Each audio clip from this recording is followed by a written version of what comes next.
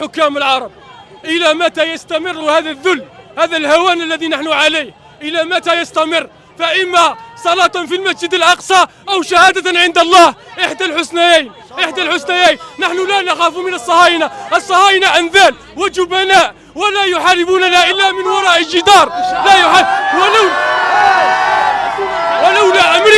ولولا أمريكا والله لن تبقى إسرائيل. ولكن يجب أن نتحد على كلمة واحدة، تحرير الأقصى. هذا هو الحل الوحيد للقضية الفلسطينية، هو الجهاد وتحرير الأقصى، لا حل آخر. سمعون الأرض أرض الفلسطينيين، الأرض أرض الفلسطينيين، ولا مكان لليهود. اليهود أتوا إلى فلسطين في 1948، ليس لهم أقل من قرن، لديهم أقل من قرن. كيف لهم أن يحتلوا فلسطين؟ كيف لهم أن يعترف العالم بهم ولا يعترف بفلسطين؟